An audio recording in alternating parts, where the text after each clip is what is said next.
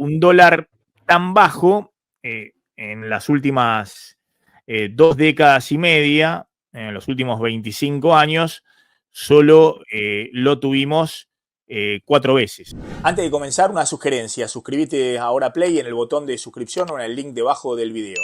Ahora sí, comencemos. Tuvimos ese dólar tan bajo acá. Fíjense el tipo de cambio real multilateral. En la salida de la convertibilidad. En la previa a la salida de convertibilidad, ¿no? Acá, en la previa a la salida de convertibilidad. En el final del gobierno de Cristina. En el final del gobierno de Alberto Fernández con Massa, y este es el dólar actual, ¿no? Si sigue un poco la inflación yendo por arriba del crawling peg y la inflación de los Estados Unidos o de una canasta de monedas, bueno, estamos con un dólar que se va a acercar efectivamente al del final del gobierno de Alberto Fernández o el que dejó Cristina a finales de 2015 y todavía estamos un poco arriba, pero no mucho más arriba del dólar de final antes del estallido de la convertibilidad. Entonces, se plantea 1816, bueno, si esto efectivamente es sostenible en el tiempo, si se puede mantener esto en el tiempo, ¿no? Y plantea una hipótesis que es un poco lo que venimos hablando. En los últimos 30 años, las 4 veces que el tipo de cambio real fue tan bajo como el actual, al final de la convertibilidad, al final de Cristina, con Macri en 2017, me olvidé de Macri 2017, y al final de Alberto Fernández, esto vino seguido de grandes devaluaciones, dice el informe. Esta vez, sin embargo, se combina el superávit fiscal, algo que no estaba presente en ninguna de esas 4 oportunidades. Efectivamente, hoy la novedad es esta, ¿no? Que estás con un superávit fiscal primario y un equilibrio fiscal contando los intereses de la deuda. Se saca el periodo obviamente, de dólar alto, ¿no? De inicio de Kirchner. Estamos hablando de los periodos de dólar atrasado, digamos, ¿no? Donde, fíjense acá, final de la convertibilidad, estamos acá. Digamos, Caballo quiso ir al déficit cero, digamos, pero en términos primarios nada más, el financiero marcaba un déficit muy importante. El final de Cristina, acá estaba también un déficit primario de 4 puntos, que era 5 o 6 puntos en el financiero. Macri en el 2017, antes de la crisis y la devaluación, también acá un déficit de 4 puntos primario y el financiero era casi 6 puntos del PBI. Hoy estamos acá. Esa es primera diferencia, dice 1816. Segunda diferencia relevante es Vaca Muerta, ¿no? Vaca Muerta en el horizonte, que ofrecerá pronto más de 15.000 millones de dólares de exportaciones de petróleo al año. Ahora vamos a hacer los números. Y el blanqueo como puente en 2025, aportando divisas en el corto plazo, lo que obliga a tomar en serio la posibilidad de tener un peso fuerte para rato. Pero después plantea, hay al menos 3 problemas vinculados con tener una moneda apreciada, es decir, un peso fuerte, un dólar barato. Uno, que si el contexto internacional se complica o hay un susto político, la potencial caída de peso, del peso, es decir, la devaluación es muy grande, y el Banco Central no tiene reservas hoy. En las reservas siguen siendo negativas en 4.000, 5.000 millones de dólares. 2, que a este tipo de cambio financiero, CCL, los stocks de pesos superan los 100.000 millones de dólares. Sí. Esto es lo que decíamos, ojo que hay un nivel de vencimiento de deuda de corto plazo, más los plazos fijos en el sistema financiero, que sumado son más de 100.000 millones de dólares al actual CCL, que está por debajo de los 1.100. Esta cuenta, después de la devaluación en enero, eran 50.000 millones de dólares. Por eso, Milei se ha alejado de la dolarización, ¿no? Es decir, como el peso está cada vez más fuerte, cada vez hace falta más dólares para dolarizar, no menos dólares. Entonces, está claro que este camino no va a la dolarización que imaginaba Milei. Dice, bueno, ese es un riesgo si en algún momento hay un cambio en el escenario internacional, no sé, devalúa Brasil, pasa algo afuera, vuelven a subir las tasas de interés, caída fuerte del precio de las commodities. Si pasa algo afuera o pasa algo interno, susto político, sorpresa en las elecciones del año que viene, ojo que todavía hay muchos pesos para correr al dólar y no hay dólar en el Banco Central. Y 3, que a este tipo de cambio hay sectores poco competitivos, turismo, algunas industrias y distintos sectores productivos. Y plantea 1816, si todo sale bien, vamos a tener todos los síntomas de la enfermedad holandesa, lo que nosotros decíamos para los próximos años, qué sé yo, 2027, 2030, con sectores muy ganadores y sectores muy perdedores. Pero eso hay que verlo como algo, no hay que verlo como algo malo, dice 1816, será en todo caso cuestión de administrar la abundancia, ¿no? Dicho todo esto, como el largo plazo es una sucesión de cortos plazos, no perder de vista lo crucial que es la elección 2025, que es un resultado muy incierto, ¿no? Plantea que el problema principal hoy, si se quiere, en términos de sostener este esquema, es, bueno, ahora qué va a pasar el año que viene con las elecciones. Bueno, los escucho respecto a este planteo. Sí, Maxi, ahí básicamente sí, tenemos puntos muy apreciados de tipo de cambio, como lo vimos en la historia, y siempre la corrección fue abrupta, ¿no? De los últimos eventos. Hay que tener en cuenta, sí, el contexto, ¿no? Si nos vamos al corto plazo, obviamente el gobierno está con el plan 2025 electoral y lo que vamos a ver es que creo que dentro de los 12 meses, los próximos 12 meses no vamos a ver modificación del esquema cambiario, entonces esto se va a tender a agravar, salvo que la inflación se desplome o vaya por abajo del crawling, ¿no? Si no, vas a mantener ese tipo de cambio que ya luce más apreciado que en el promedio de la historia.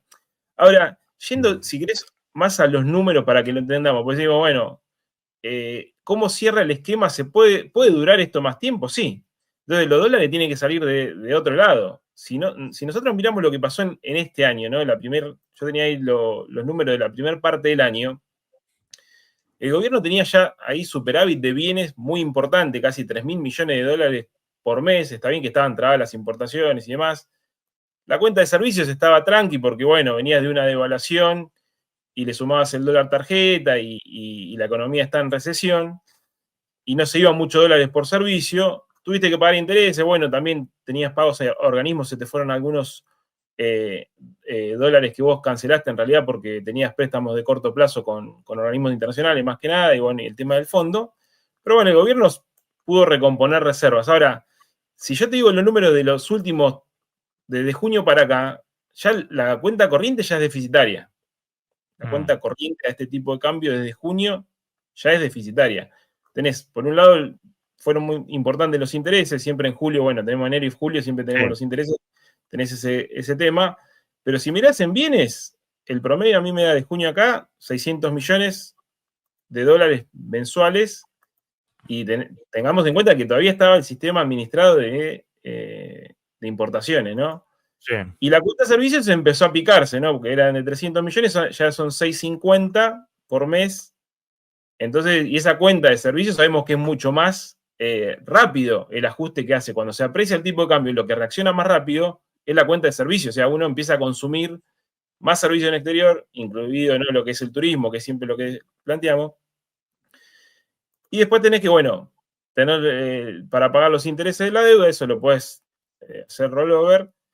Y después te entran los dólares por la cuenta financiera, que eran los dólares que no teníamos y no contábamos, que era el tema de blanqueo. O sea, vos decís, ¿esto puede seguir? Sí, si te entran por el lado de la cuenta financiera. La cuenta capital, sí. Los dólares que te faltan del otro lado, no tendrías problema. Pero bueno, el tema es ese, ¿no? Lo que planteaba en el informe. Si vos tenés un corte de ese flujo y no llegás a compensar lo que se te va por la cuenta corriente, en algún momento, bueno, dependiendo del esquema que tengas, si vos sos un esquema que estás muy rígido en lo cambiario, se te van a ir las reservas, y si vas a algo ya que saliste del cepo y es más flexible, vas a tener presiones de que ese tipo de cambio se vaya para arriba, ¿no? Si tenés cepo va a ir a la brecha y si no tenés cepo va a ser a la brecha y vas a consumir devaluación. más reservas, o sea, lo vas a seguir negativo, pero bastante más tiempo. Y si no, bueno, y la brecha va a reaccionar si tenés cepo, porque bueno, van a percibir que ese nivel no es sostenible. Todavía no tenemos reserva, por eso el gobierno sabe, ojo, las reservas están en menos 4.000, menos 5.000 millones de dólares negativa según cómo tomes, si tomás también los pagos de Bopreales próximos 12 meses, como toma el FMI y demás. Entonces no hay reserva. Bueno, por eso dice el gobierno, ¿y qué voy a levantar el cepo si todavía no hay reserva? ¿Qué significa levantar el cepo? Y bueno, levantar el cepo significa permitir que inmediatamente vayan, no sé, las multinacionales que tienen 7.000 millones de dólares de utilidades y dividendos no remesadas al exterior, que vayan, compren los dólares vendiendo los bonos en pesos que tienen o plazo fijo en peso y se posicionen comprando dólares para transferir al exterior en el mercado oficial de cambio. Bueno, o que puedan ir al contado con liquidación. Bueno, si van al contado con liquidación no pueden ir al oficial hoy, pero que puedan ir si quieren al contado con liquidación. Bueno, todas esas restricciones obviamente se van a mantener porque el gobierno dice, mirá, mientras no tenga reserva, todavía hay muchísimos pesos, no tengo dólar en el Banco Central, tengo que mantener. Distinto es lo que hablamos, que puede haber unificación del tipo de cambio cuando se elimine el riesgo, el impuesto país a fin de año, que haya un único dólar de exportación y de importación y que se elimine el blend y que vaya todo al canal oficial y si hay más presión para comprar en los dólares financieros, el Banco Central discrecionalmente venda dólares en el financiero, retirando pesos, pero siempre controlando que la brecha esté muy comprimida como hasta ahora. Ahora, este dato me parece que es fuerte el que aporta 1816, que es un poco, yo creo que la causa principal por la cual el gobierno va a mantener el cepo y tiene que mantener también la confianza en el programa y revalidarlo políticamente.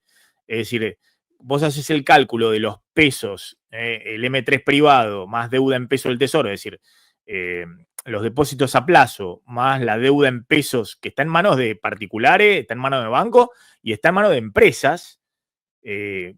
Al contado con liqui de 1.100 pesos te da 100.000 millones de dólares, por arriba de los 100.000 millones de dólares.